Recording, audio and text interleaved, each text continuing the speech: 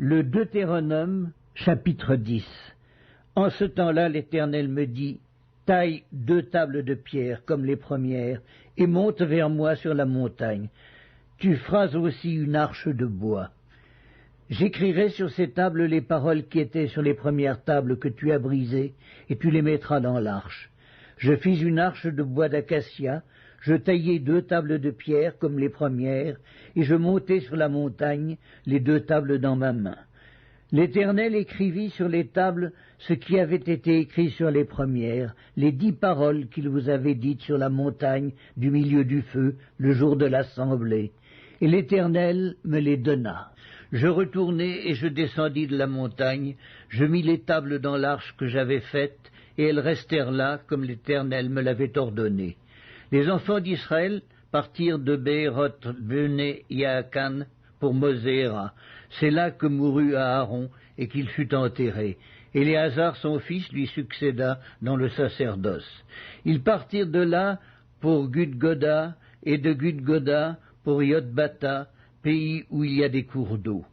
En ce temps-là, l'Éternel sépara la tribu de Lévi et lui ordonna de porter l'arche de l'alliance de l'Éternel, de se tenir devant l'Éternel pour le servir et de bénir le peuple en son nom, ce qu'elle a fait jusqu'à ce jour. C'est pourquoi Lévi n'a ni part ni héritage avec ses frères. L'Éternel est son héritage, comme l'Éternel ton Dieu le lui a dit. Je restai sur la montagne comme précédemment 40 jours et 40 nuits. L'Éternel m'exauça encore cette fois, l'Éternel ne voulut pas te détruire. L'Éternel me dit, lève-toi, va, marche à la tête du peuple, qu'ils aillent prendre possession du pays que j'ai juré à leur père de leur donner.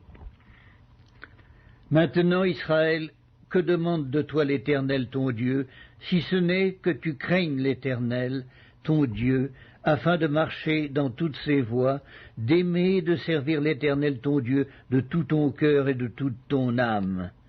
Si ce n'est que tu observes les commandements de l'Éternel et ses lois que je te prescris aujourd'hui, afin que tu sois heureux. Voici, à l'Éternel ton Dieu appartiennent les cieux et les cieux des cieux, la terre et tout ce qu'elle renferme. Et c'est à tes pères seulement que l'Éternel s'est attaché pour les aimer.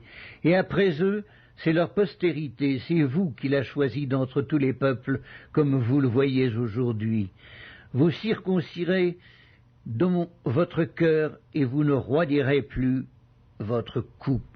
Car l'Éternel, votre Dieu, est le Dieu des dieux, le Seigneur des seigneurs, le Dieu grand, fort et terrible, qui ne fait point acception de personne et qui ne reçoit point de présent, qui fait droit à l'orphelin et à la veuve, qui aime l'étranger et lui donne de la nourriture et des vêtements. Vous aimerez l'étranger, car vous avez été étrangers dans le pays d'Égypte. Tu craindras l'Éternel ton Dieu, tu le serviras, tu t'attacheras à lui, et tu jureras par son nom. Il est ta gloire, il est ton Dieu, c'est lui qui a fait au milieu de toi ces choses grandes et terribles que tes yeux ont vues. Tes pères descendirent en Égypte au nombre de 70 personnes, et maintenant l'Éternel ton Dieu a fait de toi une multitude pareille aux étoiles des cieux.